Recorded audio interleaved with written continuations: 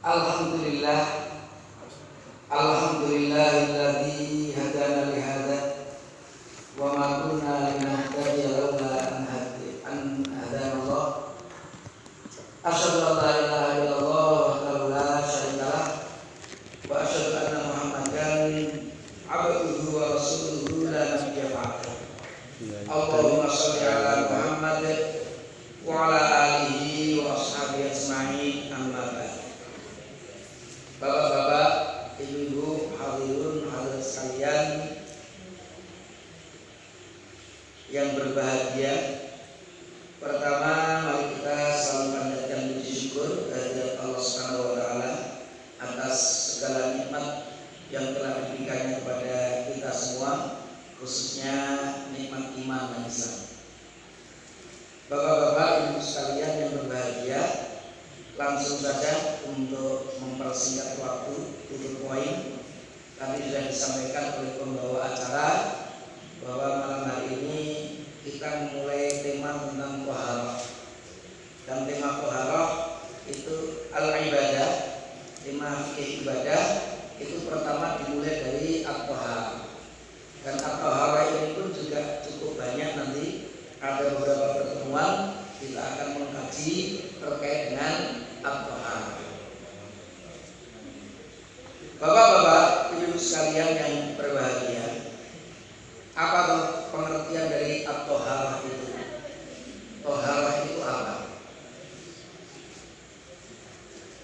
Secara bahasa dari kata at-tuhur, yaitu bersih, suci. Suci ini memiliki dua makna, secara hissiyah atau secara jasmani, baik atau maupun suci secara maknawi atau secara rohani, atau bersih dari kotoran dan najis. Ini makna dari at-tuhur atau bersih secara bahasa. Adapun secara istilah, ini memang Rasul tidak pernah mendefinisikan yang namanya at-toharah itu. Tapi para ulama berdasarkan dalil-dalil yang ada memahami untuk memudahkan kita memahami apa yang dimaksud dengan at-toharah itu, maka para ulama membuat definisi. Apa itu toharah? Toharah itu menghilangkan semua yang menghalangi sholat, baik berupa hadas maupun khobar. Jadi toharah itu untuk menghilangkan semua yang menghalangi kita untuk sholat. Tanpa toharah itu kita tidak bisa sholat. Tapi dengan toharah itu maka bisa sholat, karena sholat kita menjadi sah. Itulah yang disebut dengan at-toharah. Lalu apa hukumnya at-toharah itu bagi kita umat Islam, bapak-bapak ibu? Para ulama menyebut bahwa at-toharah, bersuci, berbersih, itu hukumnya wajib apabila satu, ingat. Karena kalau tidak ingat, la yukallifullahu nafsan illa wus'aha. Allah tidak memberikan kita beban yang kita memang tidak punya kemampuan itu, termasuk ketika tidak ingat. Maka nanti salah satu waktunya sholat itu bagi yang lupa itu kalau ingat. Jadi waktu zuhur itu kan sudah tahu kita, dari tergelincirnya matahari ke arah barat sampai bayangan itu sama dengan bendanya, itu waktu zuhur. Tapi kalau kita ketiduran atau kita lupa karena kesibukan, ingat-ingat sudah waktu asar. Dan apa itu waktunya itu ya ketika kita ingat. Karena memang Allah tidak akan memberikan kita beban yang kita tidak mampu. Yang kedua, ya punya kemampuan untuk bertoharah itu. Tentunya Islam itu agama yang mudah, tapi kalau yang mudah itu pun kita sulit melakukannya, Allah memberi kita lagi keringanan-keringanan atau rukhsah. Dalil bahwa bersuci itu hukumnya wajib, salah satunya yang difirmankan oleh Allah dalam surah Al-Muddathir ayat 4. Wa thiyabaka fatahhir. Ini ada perintah bersihkanlah. Para ulama membuat satu kaidah. Al-aslu fil amri lil wujud. Asal dari perintah itu menunjukkan wajib. Aqimus sholat, dirikanlah sholat. Sholat itu hukumnya wajib. Wa atuz zakat, keluarkanlah zakat. Zakat itu hukumnya wajib. Fatahhir, bersihkanlah. Ada perintah untuk membersihkan. Maka ini prinsipnya hukumnya wajib. Dari situlah para ulama mengambil kesimpulan dari hukum bertoharoh itu. Kemudian dikuatkan lagi oleh sabda Rasul. La tuqbalu sholatun, tidak diterima suatu sholat bi ghairi tuhurin, tanpa tuhur, tanpa toharoh atau bertoharoh. Sholat itu tidak akan diterima oleh Allah tanpa kita bertoharoh. Wala sadaqatun min ghulul, ini tambahan. Ini sabda Rasulnya ada dua. Imam kita yang berwarna merah itu. Ada yang berwarna biru itu wala sadaqatun min ghulul, Allah juga tidak menerima sedekah kita min ghulul, yang harta itu berasal dari khianah. Khianah itu kebalikan dari amanah. Hasil mencuri, hasil merampok, hasil korupsi, kalau disedekahkan itu harta-harta itu tidak diterima oleh Allah. Jadi harta-harta yang halal saja yang ketika kita bersedekah itu akan mendapatkan balasan dari Allah Subhanahu wa taala. Tapi dengan kita sholat tidak diterima tanpa kita bersuci. Apa pentingnya bertoharoh? Bapak-bapak, ibu-ibu, Islam itu adalah agama yang sempurna. Maka sekecil apapun, sesederhana apapun, ternyata Islam itu juga sudah mengatur. Itulah kesempurnaan dari salah satu tanda kesempurnaan agama kita. Bahkan untuk urusan apa itu sesederhana ini, itu Islam mengajarkan dan mengatur dengan sangat detail. Coba kita lihat dengan agama-agama yang lain, apakah sedetail ini membahas terkait dengan toharoh itu atau bersuci. Kita lihat pentingnya bertoharoh. Yang pertama, yang paling utama, merupakan syarat sahnya ibadah, khususnya sholat yang kita tadi sebutkan. Rasul bersabda, miftahus sholatin tohur. Kuncinya sholat, artinya kunci diterimanya sholat itu adalah bersuci. Artinya apa, bapak-bapak ibu?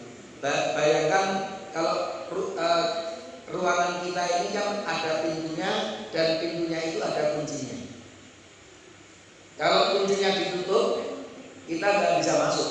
Mau masuk ke sini tapi yang membawa kunci nggak ada, kuncinya nggak ada, maka kita nggak jadi masuk karena tidak bisa masuk tanpa ada kuncinya itu.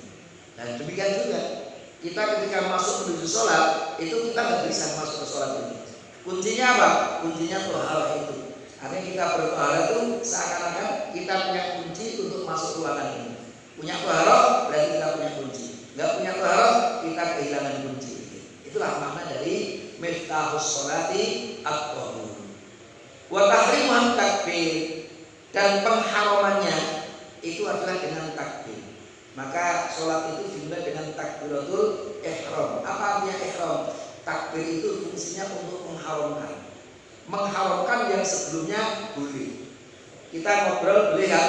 Tapi begitu Allahu Akbar haram, tidak boleh. Karena dengan ngobrol kita batal sholat kita. Makan minum boleh sekarang, tapi begitu Allahu Akbar kita tidak boleh makan dan minum. Maka disebut takbiratul ihram. Takbir itu fungsinya untuk mengharamkan kecuali perbuatan sholat itu. Selain sholat itu semuanya menjadi haram yang sebelumnya tidak haram. Itulah maka disebut takbiratul ihram. Tahrimuha at-takbir, pengharamannya dimulai dengan takbir. Wa tahliluha taslim, sedangkan tahlil penghalalannya itu dengan taslim, yaitu dengan salam. Maka kalau bapak-bapak ibu-ibu kemarin beribadah haji itu kan ditutup dengan tahallul. Tahallul dari kata halal, untuk menghalalkan yang sebelumnya itu dilarang. Ketika kita masih berihram belum tahallul itu ada beberapa pantangan. Tapi begitu sudah tahallul itu artinya penghalalan. Dengan sudah ada penghalalan, maka yang sebelumnya dilarang ketika kita dalam keadaan ihram kembali lagi diperbolehkan. Salat juga demikian. Begitu salam maka sudah ada tahlil, ngobrol lagi boleh, mau makan lagi diperbolehkan. Itulah makna dari hadis ini. Bapak-bapak ibu sekalian yang berbahagia, sama seperti kurang lebih yang tadi sudah saya sampaikan. Latuk baru sholatun bighairi tuhur. Ini bahwa apa itu bertaharah itu syarat sahnya kita sholat. Yang kedua, taharah itu perbuatan yang sangat disukai, dicintai oleh Allah. Jadi kalau kita ingin semakin dicintai oleh Allah, maka kita hendaknya memperbanyak bertaharah. Allah berfirman, "A'udzubillahi minasyaitonir rajim, innallaha sesungguhnya Allah yuhibbut tawwabin." Menyukai, mencintai orang-orang yang banyak bertobat. Kalau bertobat itu taibun. Taib itu ada orang yang bertobat. Tapi tawwabun orang yang banyak tobatnya. Sedina sampai 100.000 tobatnya. Itu artinya at-tawwab. Seperti ghafirun mengampuni, ghaffarun maha mengampuni. Khati'un orang yang salah, khata'un orang yang banyak salahnya. Kadzibun berbohong, kadzabun orang yang banyak bohongnya. Nah yang dibohong maka disebut kadzab. Itulah kurang lebih. Allah sangat mencintai orang-orang yang selalu bertaubat, wa yuhibbul mutatahhirin, dan Allah juga mencintai orang-orang yang selalu membersihkan dirinya. Inilah apa itu bertaharah, termasuk perbuatan yang sangat dicintai oleh Allah. Maka kalau ingin semakin dicintai Allah, mari kita memperbanyak bertaharah. Yang ketiga, pentingnya taharah itu Bapak-bapak Ibu, bagian dari iman. Hadisnya Sahih Muslim. At-tahuru bersuci itu satrul iman, sebagian dari al-iman. Bagian dari iman itu adalah bersuci. Karena tanpa suci orang tidak sholat atau tidak bisa sholat. Makanya separuh ini. Suci dengan sholat itu bawah nih. Sholat tanpa suci ya nggak ada sholatnya itu. Tapi kalau suci tapi nggak sholat, ya justru nggak ada sholat. Maka dua itu diparuh itu. Ya suci, ya sholat. Itu dua bagian yang tidak terpisahkan. Maka bersuci bagian dari keimanan kita. Meninggal keempat, keutamaan apa itu pentingnya taharah adalah meninggalkannya bisa mendatangkan azab kubur. Bapak-bapak Ibu, gara-gara hanya masalah taharah itu kita bisa kena azab kubur. Dalilnya hadis yang diriwayatkan oleh Imam An-Nasai. Dari sahabat Abdullah bin Abbas, beliau berkata, "Marra Rasulullah ala qabrain." Rasulullah itu pernah lewat ada dua kuburan. Dilewati oleh Rasul, di situ ada dua kuburan. Faqala, kemudian Rasul bersabda, "Innahuma," kedua kuburan itu, dua orang yang ada di kuburan itu, yu'adzaban, keduanya sekarang ini sedang diazab oleh Allah. Kata Rasul, ada dua kuburan. Rasul bersabda kepada Rasul, Abdullah bin Abbas termasuk yang mendengar. Di dua kuburan ini, keduanya saat ini sedang diazab oleh Allah. Wa ma yu'adzabani fi kabirin, dan keduanya ini diazab oleh Allah bukan masalah perkara yang besar. Bukan masalah syirik kepada Allah, bukan.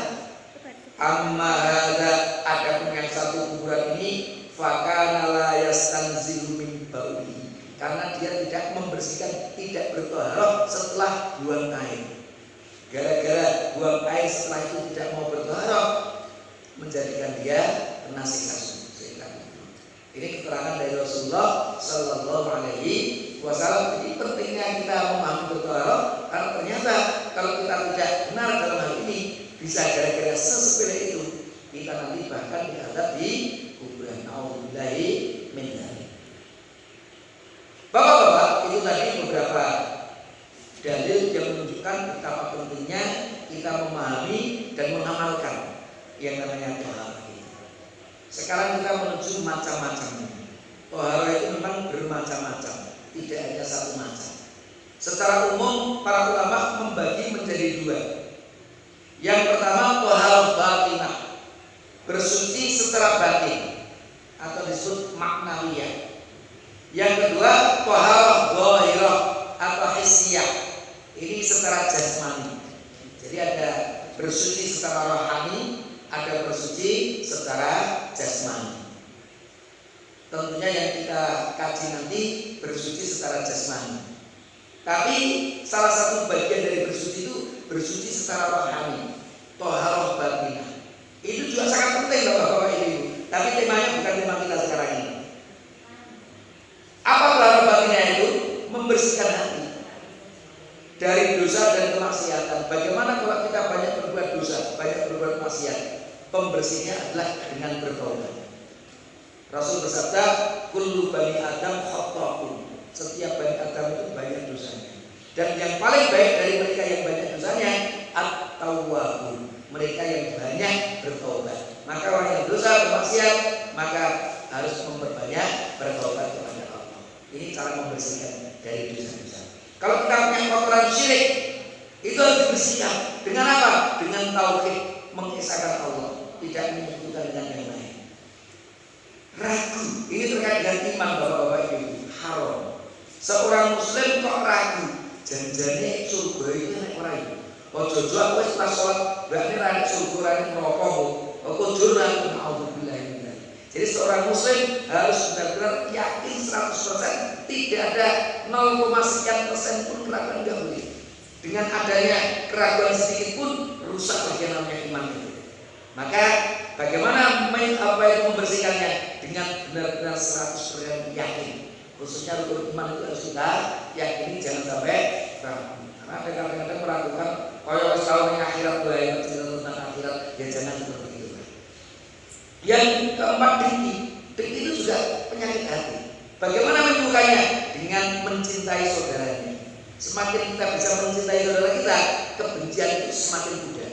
Tapi kalau kita tidak bisa memberikan kecintaan kita, kasih sayang pada sesama saudara muslim, apalagi innamal mu'minuna ikhwatun, kalau kita membenci, itu nanti akhirnya dengkilah yang akan keluar. Maka mari kita hilangkan kedengkian kita dengan cara apa?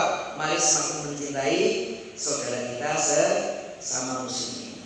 Menipu, mengelabui itu juga penyakit hati. Bagaimana cara membersihkannya? Dengan kejujuran. Sombong dengan tawadhu, ujub, riya, sunnah. Ujub itu orang yang takjub dengan dirinya sendiri. Itu juga bagian saudara kandungnya itu sombong. Riya itu kalau mempertontonkan ibadah. Sunnah, kalau sunnah itu kadang-kadang bahasanya memperdengarkan dari sami'an. Mamanya sholat lainnya dewean, tapi cerita-ceritanya di ruangan ini ada yang kemarin malam qiyamul lail. Kowe loh, berarti kok. Nah ini ceritanya. Kemarin malam itu jadi sendiri harus seperti ada cerita-cerita diperdengarkan, namanya sum'ah. Sum'ah itu kontrol riya. Kalau riya mempertontonkan, kalau sum'ah memperdengarkan. Rumah wacana Quran wapi itu kira-kira ning pinggir dalam, kira-kira kamarnya dekorasi itu gendong. Wacana masal itu wabuh, hanya untuk itu saja. Itu artinya dia sum'ah. Maka itu semuanya merusak ibadah kita. Bagaimana cara membersihkannya? Menghapus riya sum'ah itu dengan mengikhlaskan semua perbuatan kita hanya untuk mencari Allah. Ini thaharah batinah, tapi temanya nanti tema akhlak. Jadi kalau Islam kemarin saya sebutkan temanya ada 3. Satu tentang tauhid, pokok-pokok akidah. Kedua tentang akhlak dan etika. Yang ketiga tentang fikih atau hukum-hukum amaliyah. Tema kita yang ketiga, ini bagian yang kedua lagi. Jadi hanya sekedar pengantar saja. Kalau Imam Ghazali memahami ilmu akhlak itu adalah ilmu yang mempelajari penyakit hati dan bagaimana cara menyembuhkannya. Itu namanya ilmu akhlak. Bapak-bapak ibu sekalian yang berbahagia. Lah tema kita di sini. Thaharah yang zahirah. Ini bersuci secara jasmani. Jasmani kita harus dibersihkan. Dan itu pun juga dibagi menjadi 2. Yang pertama, hukmiyah. Thaharah hukmiyah.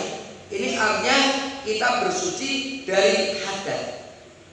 Hadas pun ada 2 macam, ada hadas besar, ada hadas kecil. Yang kedua, thaharah hakikiyah, yaitu bersuci dari khobat. Khobat itu panjenengan ingin gampang itu, khobat itu artinya najis. Jadi bersuci dari najis. Kalau kita terkena najis, badan kita atau pakaian kita, maka harus dibersihkan. Itu adalah al-khobat atau atau najis.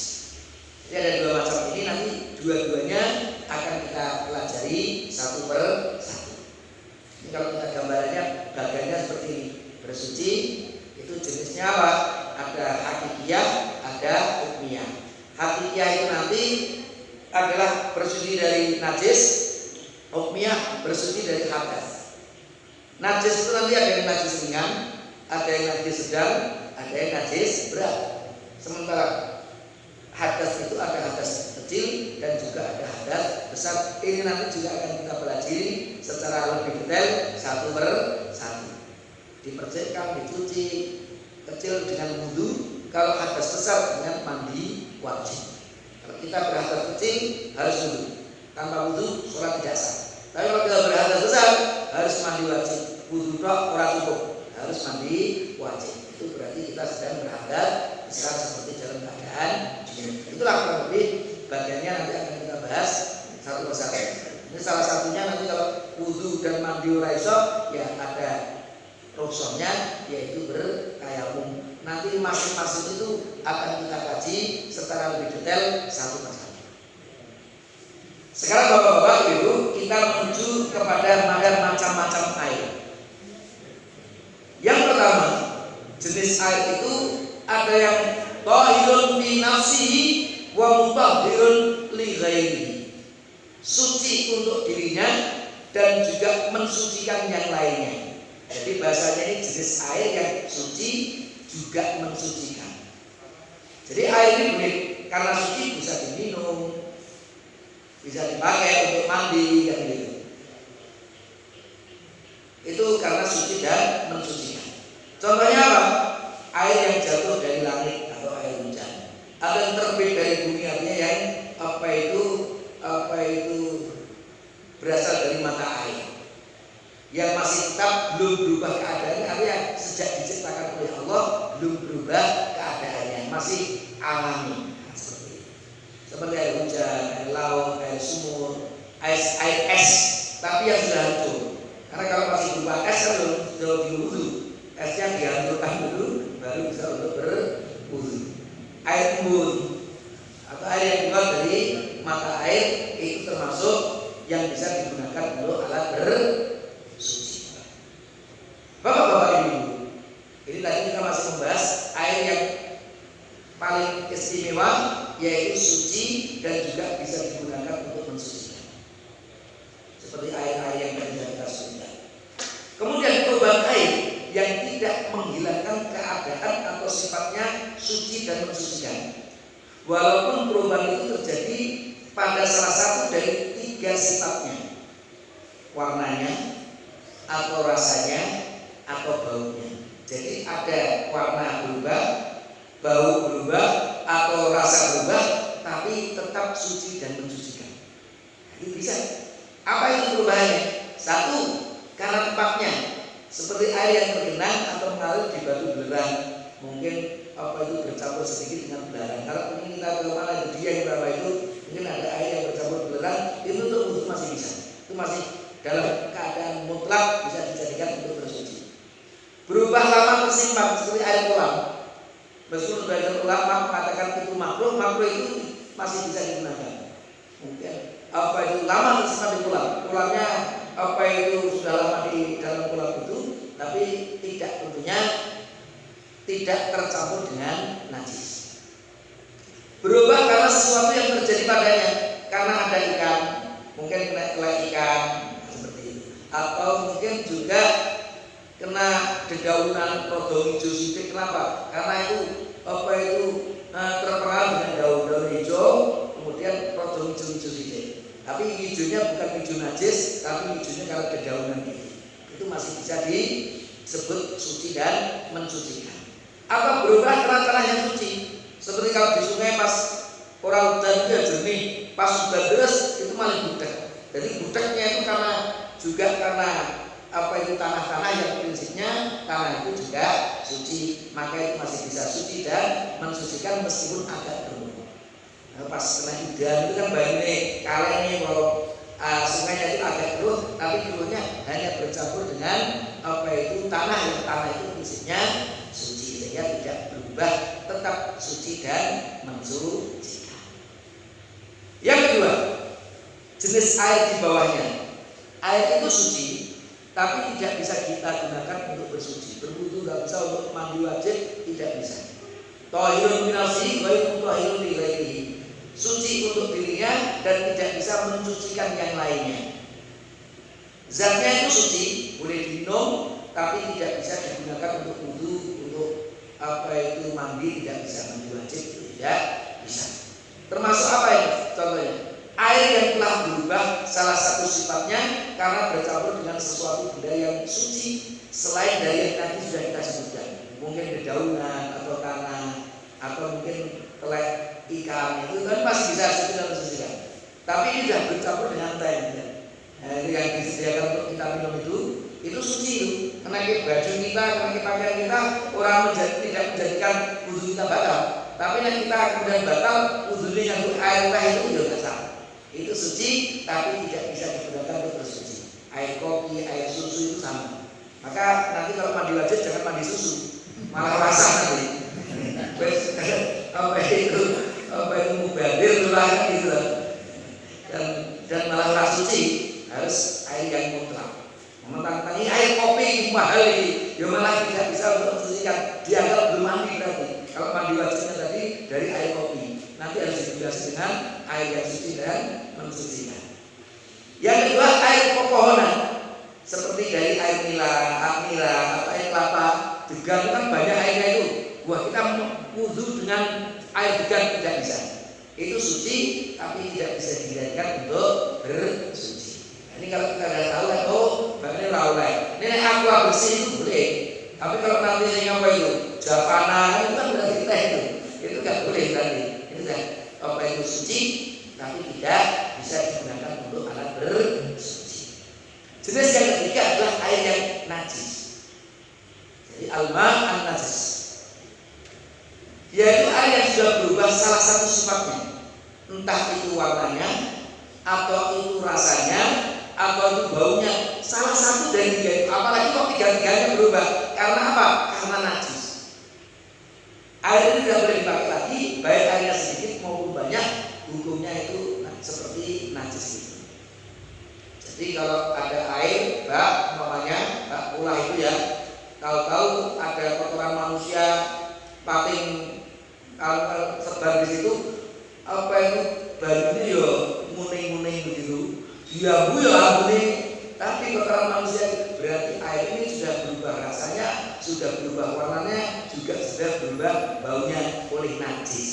Maka air tidak bisa digunakan untuk bersuci lagi, namanya air yang najis. Itulah bapak-bapak, ibu, tiga jenis air. Sekarang pertanyaan kita, bagaimana hukumnya bersuci dengan air yang musyammas? Musyammas itu dari kata syamsun.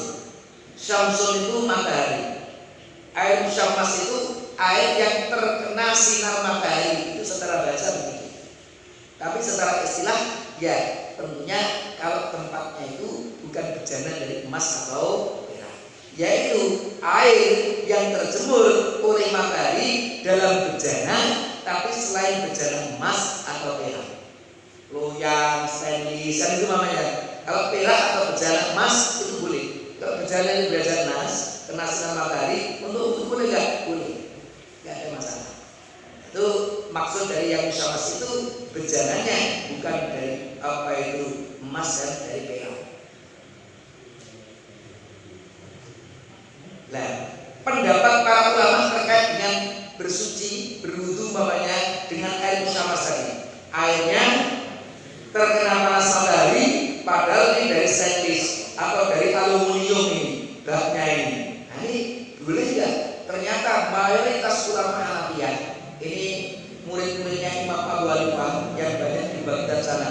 Karena saya ketika belajar di Baghdad, itu beberapa dosen saya juga bermadzhab Hanafi. Dan sebagian Malikiyah, Malikiyah yang paling banyak itu di daerah Afrika, daerah Sudan itu banyak sekali bermadzhab Malikiyah. Syafi'iyah Indonesia, Asia Tenggara, atau Syafi'iyah itu yang banyak di daerah Mesir, itu banyak yang bermadzhab Syafi'i. Mereka mengatakan bahwa kita mubah saja. Air musyammas itu meskipun gejalanya dari aluminium, dari selain emas dan perak, mubah, boleh kita gunakan, tidak ada kemakruhan sama sekali. Tapi ulama Malikiyah ini sebagian karena kecil, tapi mainstreamnya yang banyak dari mazhab Malikiyah juga sebagian, tadi mayoritasnya kan yang pertama, sebagian Hanafiyah dan juga sebagian Syafi'iyah itu mengatakan makruh. Jadi memang ada perbedaan antara boleh dan makruh. Tapi bapak-bapak ibu, perbedaan antara boleh dan makruh ini tidak berat. Karena makruh pun sebenarnya sah, cuman ada kemakruhan. Letak kemakruhannya sebenarnya diperdebatkan. Bapak-bapak ibu di sini. Bahkan sebagian ulama Syafi'iyah yang mengatakan itu makruh, itu makruhnya itu apabila ada persyaratan. Menjadi makruh itu kalau ini. Jadi kalau tidak ada ini maka tidak makruh. Satu, diletakkan dalam wadah bejana yang terbuat dari logam selain bejana emas atau perak. Ini yang pertama, bukan emas dan perak. Yang kedua, ini menarik, panasnya air tersebut di kawasan negara yang panas, yang memiliki musim panas. Berarti ini bahasa apa itu pendapat ini, nah Indonesia itu nggak ada musim panas sebenarnya. Sepanas-panas kita itu kira-kira belum sampai 40. Tapi kalau di Timur Tengah sana kan bisa mencapai 50, di atas 50. Saya waktu itu tahu-tahu diumumkan lewat televisi bahwa semua kegiatan perkantoran mulai besok diliburkan. Bingung saya, apa kok diliburkan? Ternyata menurut apa itu data, apa itu yang mengukur tentunya suhu, ternyata besok itu perkiraannya panas matahari di atas 50 derajat, maka diliburkan. Jadi kalau panas banget itu diliburkan. Lagi kememene masuk panas itu. Dan di Indonesia berarti tidak ada masalah bagi yang berberat seperti ini. Dan kemakruhannya itu pun kalau air itu sudah masih panas. Jadi kalau bejana itu dari loyang atau dari stainless tadi pas panas nih, dia makruh. Ini nek di ler di dengge, wis ora panas adem, itu kemakruhannya juga sudah hilang. Air ini makruh dipakai untuk badan. Kemakruhannya untuk badan. Untuk nyuci pakaian ora apa-apa ikut badan kok. Itu yang dipahami seperti itu. Kemudian kemakruhannya itu kalau masih ada air lain yang tidak musyammas. Lah nek yang digurui kemakruhannya hilang. Itulah apa itu. Jadi kalau kita lihat Bapak-bapak Ibu terkait dengan air musyammas ini antara boleh dan ada kemakruhan, tapi sangat tipis sebenarnya. Cara-caranya kalau jenengan ada air musyammas itu wudu, nggak ada ulama yang mengatakan wudu kita tidak sah. Hanya mengatakan boleh, nggak apa-apa, atau yang lain jane luwih apik nek tidak pakai itu. Tapi pakai itu tetap apa itu sah. Intinya seperti itu. Jadi nggak ada masalah. Nah, di antara dalil-dalil yang dipakai ulama yang memakruhkan ini dari Aisyah radhiyallahu anha, beliau berkata, "Asqamtu ma'an fi syamsi." Aku panaskan air dengan terik matahari. Waqala Nabi, maka Rasul bersabda kepada Aisyah, "La taf'ali ya Humairah." Janganlah kamu lakukan ojo dijemur nek panasan. Fa innahu yuridul barosa. Karena itu mewariskan atau menyebabkan al-baros, penyakit baros. Riwayat Al-Baihaqi dan Ad-Darqutni. Ada riwayat yang lain, Ad-Darqutni juga dari Aisyah. Nah Rasulullah pernah melarang an yatawaddoa, seseorang untuk berwudu bil ma'il musyammas, dengan air musyammas. Au yaktasil bi, atau dia mandi dengan air musyammas itu. Rasul pernah melarang. Wa qala, dan beliau bersabda, innahu yuridul baros, karena itu menyebabkan penyakit baros. Dalam riwayat yang lain, ini dari Hasan ibn Azhar. Ada sudah mulai penasaran baros itu apa? Nanti kita bahas sedikit tentang baros ini. Bapak-bapak Ibu, Rasul bersabda, la taghtasilu bil ma'il musyammas. Janganlah kalian bersuci atau mandi dengan air yang musyammas. Fa innahu yuridul baros, karena menyebabkan al baros. Jadi cukup banyak riwayat dari beberapa sahabat yang sama juga sama dari sahabat yang lain, Jabir bin Abdullah. Ini salah satu ulama di kalangan sahabat. Karena bapak-bapak ibu, tidak semua sahabi itu ulama. Ulama tetap bagian kecil dari mereka. Jadi yang banyak itu tetap awam, karena mereka banyak yang bekerja sibuk. Ada beberapa yang kemana-mana ikut Rasulullah, yaitu yang paling sering dengan Rasul itu nanti biasanya menjadi ulama-ulama di kalangan sahabat. Salah satunya Jabir bin Abdullah ini salah satu ulama di kalangan para sahabat. Ada lagi nanti umpamanya siapa itu Al-Abadillah Al-Arba'ah, 4 Abdullah. Abdullah bin Umar, Abdullah bin Mas'ud, Abdullah bin Zubair, Abdullah bin Abbas. Itu 4 ulama yang bernama Abdullah, mereka disebut Al-Abadillah Al-Arba'ah, 4 Abdullah. Waqala, dan beliau berkata innahu yuridul baras. Sekarang ini juga sama, Rawal Al-Bayhaqi dari Hasan sama. Karena menyebabkan al-baras. Jadi beberapa riwayat menunjukkan seperti ini. Penyakit baras itu sopak. Kalau bahasa ilmiah sekarang ini namanya ternyata vitiligo. Jadi penyakit vitiligo. Penyakit baros atau sopak atau vitiligo ini sebenarnya tidak menular dan tidak berbahaya. Ya ini tadi warnanya menjadi tidak masih cacatnya itu saja menjadikan kulit kita menjadi tidak roto. Jadi warnanya tidak rata. Namun bila tidak ditangani dengan tepat, vitiligo dapat menyerang bagian kulit lain dan menurunkan kualitas hidup penderitanya. Jadi secara umum tidak menular dan tidak bahaya, tapi yang tidak ditangani itu bisa menurunkan kualitas hidup. Ya, meremeh. Tapi menurut medis memang tidak sampai membahayakan. Nah, menurut Imam An-Nawawi, Imam An-Nawawi ini juga salah satu ulama besar madzhab Syafi'i. Saya punya satu buku atau kitab yang disusun oleh Imam An-Nawawi. Itu kitab standar untuk madzhab Syafi'i. Di rumah ada yang penasaran monggo. Itu ada 23 jilid. Namanya Al-Majmu'. Al-Majmu' itu syarah dari kitab Muhadzab. Kitab Al-Muhadzab itu ditulis oleh Ibn Ishaq As-Shirazi, berasal dari Irak, tapi bukan Syiah, bermadzhab Syafi'i. Ini kitabnya namanya Al-Muhadzab, ada 4 jilid. Tapi oleh Imam An-Nawawi disyarah menjadi sekitar 23 jilid itu. Bawone ya sak meneh 23 jilid itu. Nah, itu Imam An-Nawawi. Jadi dia termasuk salah satu ulama terdepan dalam mazhab Syafi'i. Dia mengatakan air musyawas tidak memiliki kemakruhan sama sekali. Hadis ini menurut banyak ahli hadis dinilai dhaif.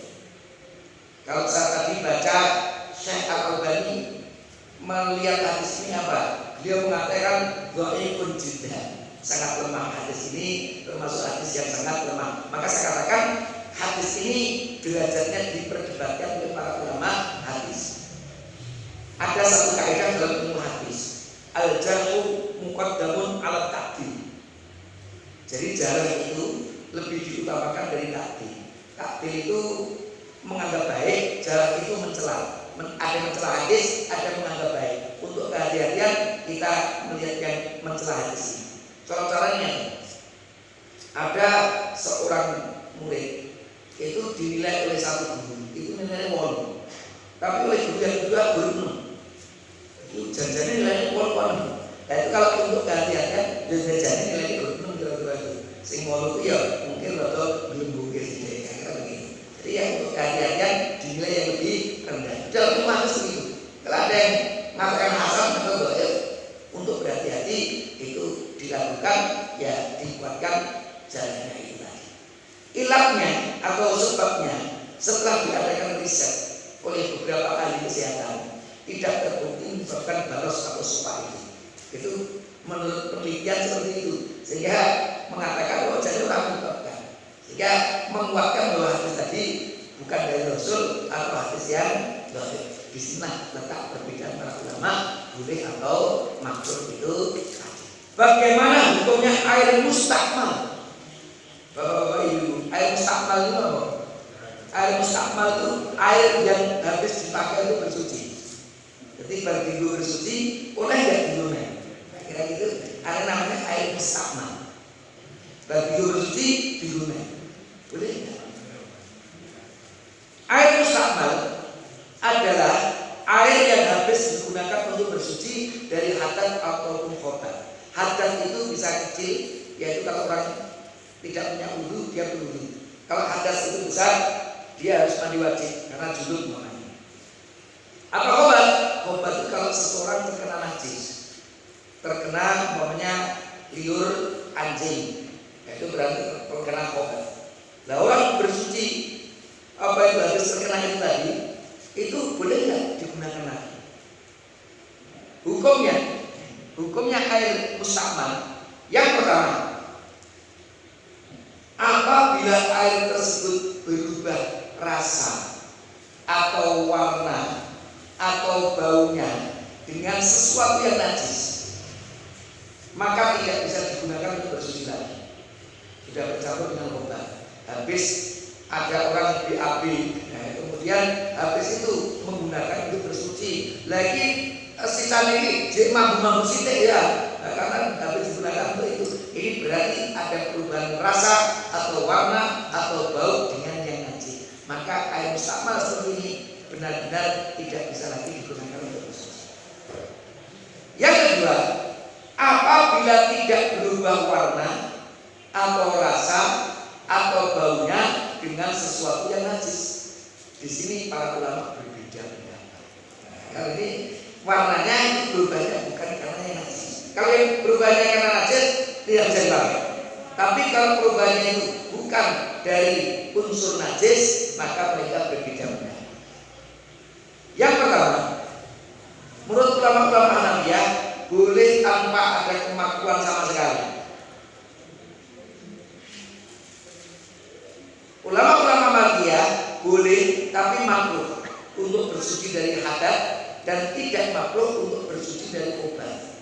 Kalau untuk wudu mandi wajib makruh, tapi kalau untuk membersihkan dari najis kurang makruh. Itu mazhab Malikiyah.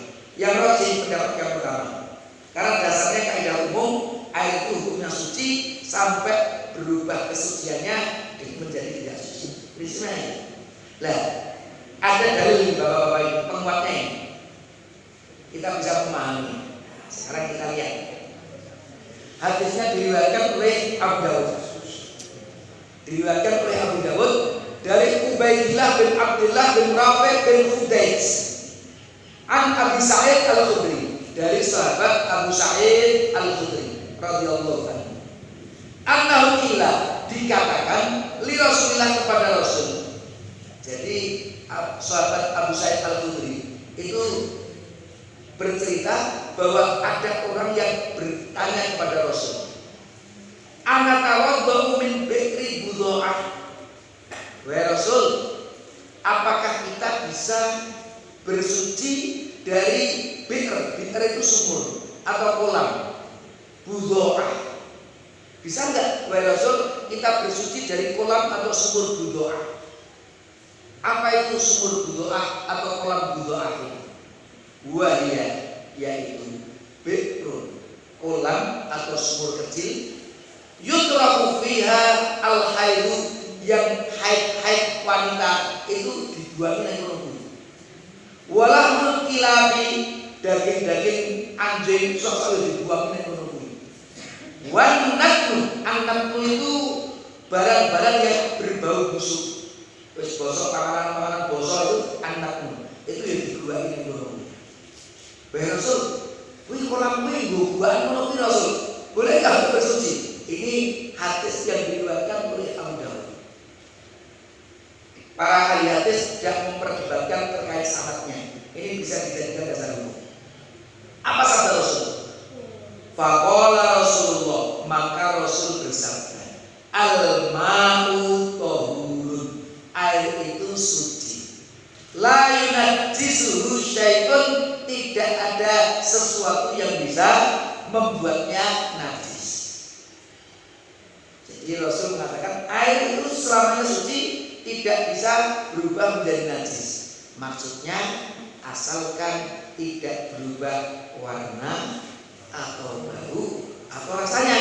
Maka selama air itu kalau kita hidup masih air seger, warnanya juga tidak berubah dengan yang najis-najis itu atau baunya, maka itu tetap dalam kesucian. Itu Rasulullah. Jadi memang Rasul memberikan kemudahan sekali. Nah, kira-kira kita melihat ada yang lebih bersih, yo ambil yang lebih bersih. Tapi ternyata seperti itu pun Rasul memberikan selama tidak ada perubahan tiga sifat itu, maka air itu tidak berubah menjadi najis. Itu sabda Rasul. Ini juga artinya ada keringanan, rukhsah bagi kita selama mungkin campur-campur, tapi sepenting tiga sifatnya tidak berubah, tetap mutlak. Dan apa itu tadi. Jadi bapak-bapak, ibu, umpamanya neng sungai ya, neng sungai mesti ada air kan gitu. Maksudnya pengulo neng gunung, tapi sungai itu neng tahu bau ini tetap seger, orang yang berubah kok kita yakin itu. Orang yang dulu kalau itu ada yang BAB, ada yang yakin itu 100% itu. Tapi selama air ketika ngalir sungainya di hadapan kita itu dia buyos seger-seger baik, kan gitu loh. Meskipun neng kono mesti bisa ada kencing, tapi tidak ada perubahan itu. Untuk bersuci boleh tidak? Prinsipnya boleh, tidak berubah menjadi najis. Ini yang maksud al-ma'u tahurun la yunajisu syai'un. Selama tidak ada perubahan itu tetap dalam kondisi suci dan bisa untuk bersuci. Bagaimana hukumnya bersuci dengan sisa bersuci wanita? Ibu-ibu habis wudu atau habis mandi wajib kemudian kita gunakan untuk bersuci lagi. Boleh enggak? Kan bagian dari air mustakmal juga. Jumhur ulama boleh, tidak ada kemakruhan. Ulama Hanafilah suci tapi tidak bisa digunakan untuk bersuci bagi laki-laki. Tapi yang kuat, yang rajih itu pendapat yang pertama mayoritas ulama, yaitu boleh dan tidak ada kemakruhan. Dalilnya ini Bapak ini. Memang yang mengatakan makruh itu menggunakan hadis yang diriwayatkan oleh Imam At-Tirmidzi, Imam An-Nasai. Al-Albani menyebut darajatnya sahih. Rasul bersabda, Abi Hajib dari rajulun min Bani Ghaffar ini berkata, nah Rasulullah pernah melarang sallallahu alaihi wasallam an fadli tahuril mar'ah, dari sisa bersucinya wanita. Rasul pernah melarang sisa bersucinya wanita digunakan untuk bersuci. Hadisnya riwayat Tirmidzi, An-Nasai. Maka ada kemakruhan itu dengan dalil ini. Tapi yang mengatakan tidak ada kemakruhan seperti mayoritas ulama, ada dalil yang lain. Ini hadis sahih, diriwayatkan oleh Imam Muslim. Hadis sahih, tidak perlu diperdebatkan. Kalau Bukhari atau Muslim itu jaminan mutu. Para ulama hadis itu naik wis hadis itu riwayatnya Bukhari atau Muslim, apalagi muttafaqun alaihi, tidak mempermasalahkan sanadnya. Wis mesti jaminan mutu. Tapi Abu Dawud, At-Tirmidzi, An-Nasai, Ibnu Majah itu masih cek lagi. Ini apa itu kuat nggak sama. Dari Aisyah berkata, kuntu al-ghtasil, dulu pernah aku mandi. Ini cerita Aisyah. Ana wa Rasulullah, aku mandi bareng Rasulullah. Ternyata Aisyah itu biasa ternyata mandi bareng Rasul. Min ina'in wahidin, dari satu bejana. Wa nahnu junubani, kita berdua itu junub. Jadi habis berhubungan kemudian mandi bareng. Itu Rasulullah dengan Aisyah. Nah ini apa itu perlu dicontoh. Ini lakukan oleh Rasulullah dengan Aisyah, mandi bareng. Dari Aisyah berkata, ini dari Aisyah tidak Muslim juga. Ini lebih detail sedikit, ibu-ibu bapak-bapak. Kuntu aghtasilu ana wa Rasulullah.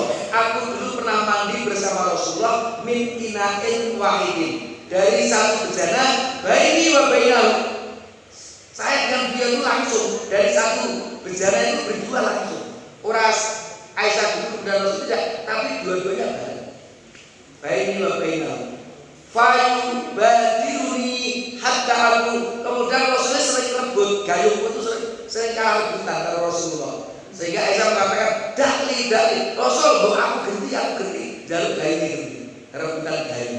Itu Rasulullah dengan Aisyah. Kalau beliau berkata, gua majuban. Keduanya dalam keadaan junub. Aisyah kamu mandi biu balik ke guru Rasulullah kan begitu. Akhirnya bercampur itu ternyata tidak apa-apa. Dan Aisyah Rasul Aisyah bukan ganti bareng itu tidak ada masalah.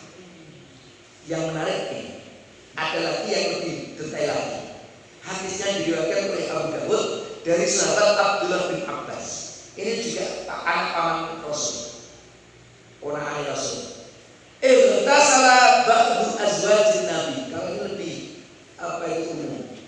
Mandi ba'du azwajin Nabi, sebagian istri-istri Nabi. Karena Abdullah bin Abbas mungkin dapat cerita dari beberapa. Tidak menyebutkan semua istri Nabi, tapi beberapa istri Nabi itu kalau mandi fi jufnatin, di jufna bisa disebut ember atau kolam kecil. Faja'an Nabi, ketika istri Rasul tadi mandi, Rasul datang liyatawaddo'a minha, baru mandi, gebyur-gebyur tadi, apa itu embernya atau kolamnya di mandi istrinya Rasul. Kemudian Rasul datang itu ternyata berwudu dari bak yang besar itu tadi. Au yang kasih, atau Rasul bahkan mandi, baru mandi istri-istrinya tadi, Rasul teko yo mandi juga. Faqalat lahu, maka istrinya Rasul berkata kepada Rasulullah, ya Rasulullah, wahai Rasul, ini kudu junuban, ini tadi ada junub loh Rasul mandinya. Hati-hati kok digo Rasul. Faqala Rasulullah, innal ma'a la yajnub, sesungguhnya airnya tidak menjadi junub. Sing junub kan kamu loh, tapi airnya tidak junub. Artinya apa? Kalau airnya itu tidak berubah bau atau rasa atau warnanya dengan perubahan dari yang najis itu, artinya air itu tidak berubah menjadi najis, tetap suci, karena air tidak berubah menjadi junub. Sing junub berubah, tapi airnya tidak menjadi junub. Lah kira-kira zaman Rasulullah Sallallahu Alaihi Wasallam. Ditambah lagi, artinya sahih.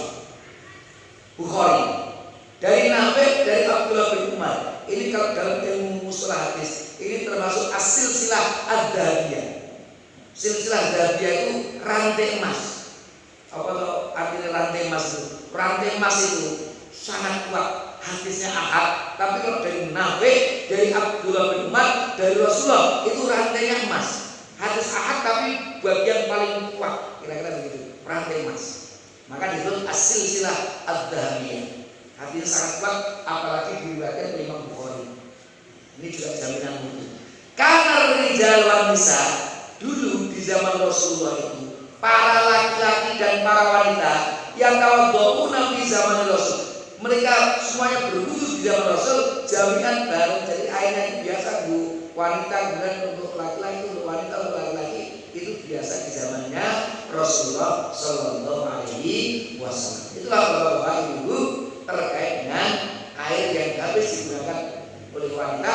Ternyata prinsipnya bisa, karena Rasulullah bahkan pernah mandi bersama Aisyah, atau ada istri Nabi yang mandi kemudian dipakai wudu atau dipakai mandi lagi oleh Rasulullah Sallallahu Alaihi Wasallam. Bagaimana hukumnya bersuci dengan air zam-zam? Ini jemaah haji semuanya. Pernah bersuci pakai air zam-zam? Pernah. Bagaimana hukumnya bersuci dengan air zam-zam? Bersuci dengan air zam-zam. Anak saya kalau deg-degan ini. Air zam-zam ini jauh-jauh. Kita lihat ini. Ternyata ada 3 fatwa terkait dengan bersuci dengan air zam-zam. Hanafiyah, Syafi'iyah, Ahmad bin Hanbal dalam satu riwayat. Untuk hadas, artinya hadas itu untuk wudu atau untuk mandi wajib, mubah, boleh. Untuk khobat, tapi kalau bersuci dari najis, makruh. Wudu, mandi wajib, oleh, mubah, rapopo. Tapi kalau dari kena najis itu dimakruhkan. Apa alasannya? Ikroman 5 zam-zam, untuk memuliakan air zam-zam. Air zam-zam berumbu najis, air biasa saja. Ikroman untuk memuliakan air zam-zam. Tapi ulama Malikiyah mengatakan mubah, baik untuk bersuci dari hadas maupun khobat. Jadi yang B tadi itu A dan B menurut ulama Malikiyah sama. Jadi tidak ada yang makruh. Kemudian Imam Ahmad tadi riwayat yang satu itu nomor 1, riwayat yang lain nomor 3. Bapak-bapak, ibu-ibu, kalau kita belajar ilmu fikih, seringkali nanti wa'an Ahmad fi riwayatin, kemudian fi riwayatin ukhra. Ini dari Ahmad bin Hanbal dalam satu riwayat, atau pendapat apa itu riwayat Imam Ahmad bin Hanbal dari riwayat yang lainnya. Bahkan seringkali ada 3. Ini seperti ini, riwayat Imam Ahmad itu A, nomor 1, nomor 2, nomor 3 yang lain AB. Suatu saat ada seperti itu. Loh, mengapa kok terjadi seperti ini? Bapak-bapak, ibu-ibu, saya waktu belajar di S2 di Baghdad itu, sama dosen ilmu fikih saya mengatakan, memang dideteksi oleh para ulama-ulama sekarang ini, sebenarnya Imam Ahmad bin Hanbal itu bukanlah seorang faqih. Berbeda seperti Imam Syafi'i atau Imam Malik, Imam Abu Hanifah al-faqih, menguasai ilmu hukum, ilmu usul fikih lagi. Tapi Imam Ahmad itu lebih kepada muhaddits. Muhaddits apa? Beliau menguasai banyak hadis, tapi ya muhaddits. Apa bedanya muhaddits dengan al-faqih? Bapak-bapak, ibu, gambarannya, contohnya tuh, kalau ahli fikih itu seperti dokter. Tapi kalau muhaddits itu seperti apoteker. Apoteker itu kan untuk meracik obat, bahwa obatnya itu diracik, dia diracik itu obatnya udah jadi. Itu selesai, tugasnya apoteker sudah selesai, meracik obat. Tapi setelah diracik, siapa yang akan memberikan apa itu resep kepada yang sakit, sing memberi resep dokter. Ini obatnya ini cukup semini. Obatnya ini cukup 9%. Itu yang racik itu tadi untuk menjadi resep itu dokter. Jadi apoteker itu hanya menyiapkan seperti ini sesuai dengan takaran. Pokoknya ini semini ya semini. Tapi untuk resep, memberikan resep, ini sakitnya seperti ini, maka apa itu kadarnya, apa itu segini saja. Ini lebih berat, maka nanti akan apa itu dosisnya juga lebih berat. Itu siapa yang memberikan resep? Dokter. Al-faqih itu dokternya tadi. Tapi kalau al-muhaddits itu apoteker. Karena para ulama yang 3 itu punya kitab-kitab hadis, punya kitab-kitab fikih. Tapi Imam Ahmad bin Hanbal tidak punya kitab fikih. Tapi beliau kitab hadis, namanya Musnad Ahmad bin Hanbal. Nah, dalam Musnad Ahmad bin Hanbal itu luar biasa banyaknya, ratusan ribu hadis itu. Apa itu Musnad Ahmad bin Hanbal? Kalau Imam Bukhari Muslim itu hanya sekitar 7.000 hadis. Kalau di sebagian ada yang diulang-ulang itu sampai 8.000. Tapi kalau tidak terulang-ulang sekitar 7.000 hadis. Imam Bukhari hafal ratusan ribu hadis, tapi dalam kitab hadisnya hanya mengumpulkan 7.000 hadis. Itu pun setiap tulis hadis menurut riwayat beliau sholat apa itu istikharah. Innamal a'malu binniyat itu kan hadis yang pertama. Mau beliau tulis istikharah dulu. Mudah-mudahan ini benar-benar sabda Rasul. Beliau tulis apa? Innamal a'malu binniyat. Mau nulis hadis yang kedua, sholat istikharah lagi.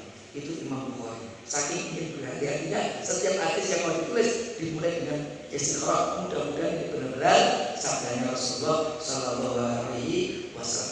Imam Al-Bukhari. Nah, Imam Ahmad bin Hanbal itu menarik. Imam Ahmad bin Hanbal itu ketemu dengan Imam Syafi'i. Nah, Imam Ahmad bin Hanbal itu banyak bertanya kaitannya dengan hukum kepada Imam Syafi'i. Tapi Imam Syafi'i yang lebih tua dengan Imam Ahmad, ini sering kali tekok hadisnya yang Imam Ahmad. Kamu punya hadis tentang ini, kamu punya hadis tentang ini. Kenapa? Hadis yang dimiliki oleh Imam Ahmad jauh lebih banyak dari hadis yang dimiliki oleh Imam Syafi'i. Tapi kemampuan daya fikirnya Imam Syafi'i lebih kuat dari Imam Ahmad bin Hanbal. Maka ini apa itu Imam Ahmad gurunya muridnya Imam Syafi'i dalam masalah ilmu fikih. Tapi ilmu hadis ternyata Imam Syafi'i banyak bertanya kepada Imam Ahmad bin Hanbal. Saking banyaknya katalog hadis yang dimiliki oleh Imam Ahmad bin Hanbal. Maka nanti dalam Madzhab Hambali itu riwayat itu kan ada semuanya.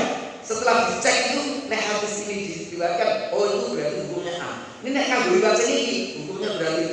Nek nganggo riwayat ini, berarti hukumnya C. Itu kenapa? Karena riwayat Ahmad dari satu riwayat begini, riwayat yang lain seperti itu. Karena beliau seorang muhaddis, maka mengumpulkan hadis. Karena menurut beliau hadis yang lemah itu lebih aku sukai daripada menggunakan akal. Itu memang pendapat Imam Ahmad bin Hanbal. Dan Imam Ahmad bin Hanbal dalam riwayat yang lain makruh secara mutlak, baik untuk bersuci maupun hadas dan mutlak. Artinya ini yang kedua itu diberatkan Imam Ahmad. Ya, tadi ikraman li Zamzam, untuk memuliakan air Zamzam.